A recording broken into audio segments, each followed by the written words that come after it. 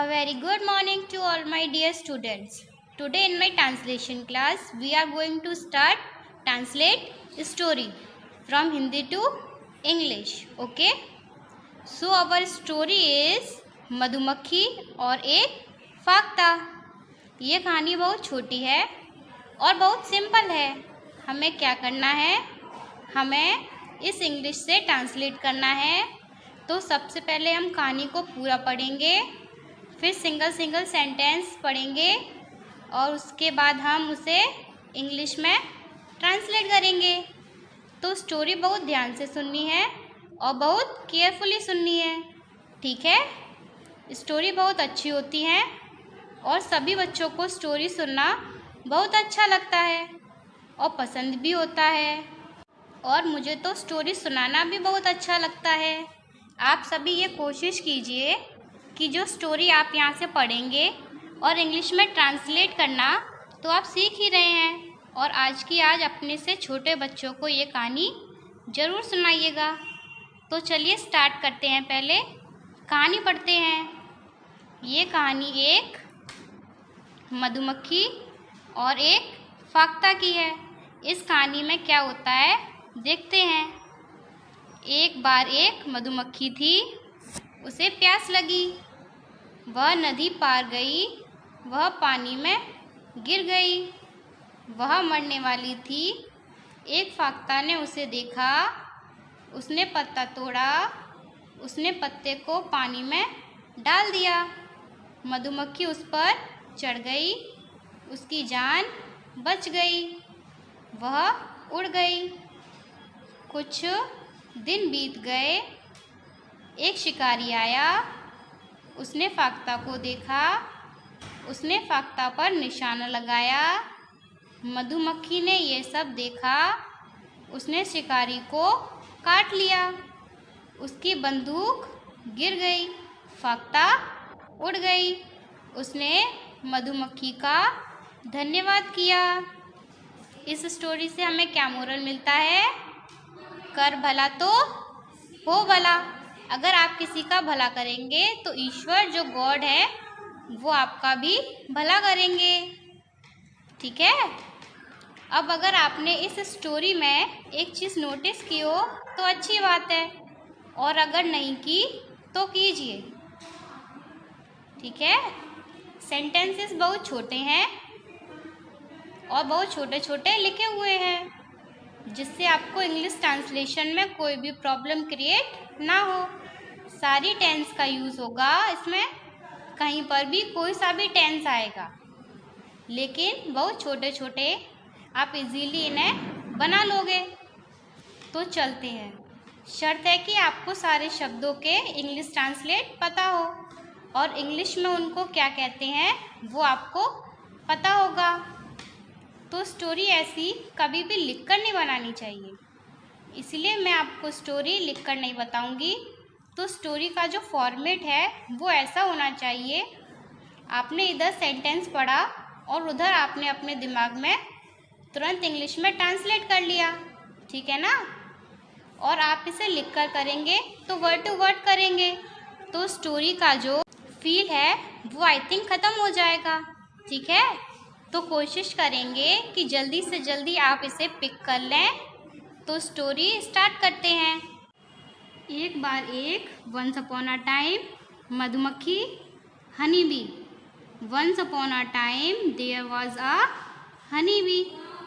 उसे प्यास लगी, उसे शी प्यास थ्रस्टी, शी गॉट थ्रस्टी।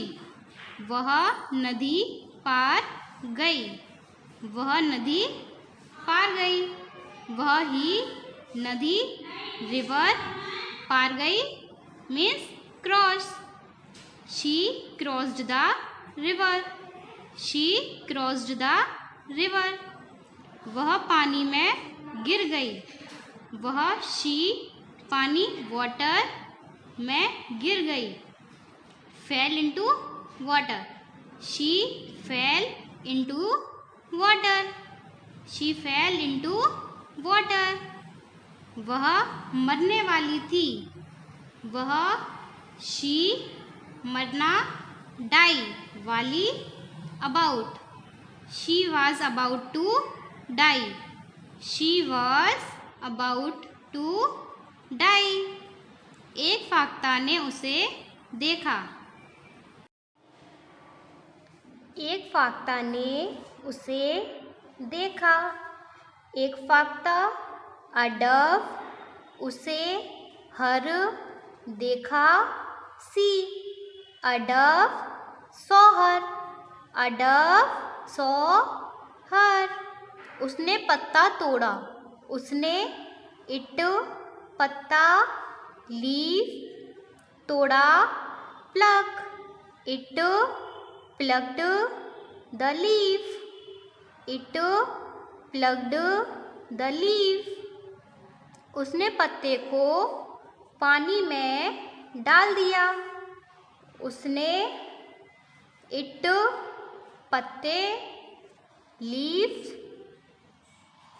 को इन पानी वाटर में डाल दिया. Put it put the leaf in the water. It put leaves in the water. It put leaf in the water. मधुमक्खी उस पर चढ़ गई. मधुमक्खी द बी उस पर ऑन इट चढ़ गई. Climb the bee climbed on it. The bee climbed on it. उसकी जान बच गई. उसकी हर जान लाइफ बच गई. Safe her life was saved. Her life was saved. वह उड़ गई. वह इट उड़ गई. Flew away it flu away. कुछ दिन बीत गए. कुछ दिन फ्यू डेज बीत गए. Pass a few days passed. एक शिकारी आया. एक शिकारी अ हंटर आया. Come a hunter came. A hunter came. उसने फाख्ता को देखा. उसने ही फाख्ता डव देखा. See he saw dove. He saw dove. उसने फाख्ता पर निशाना साधा. उसने ही फाख्ता डव पर एट निशाना साधा. Aim he aimed at the dove. मधुमक्खी ने यह सब देखा.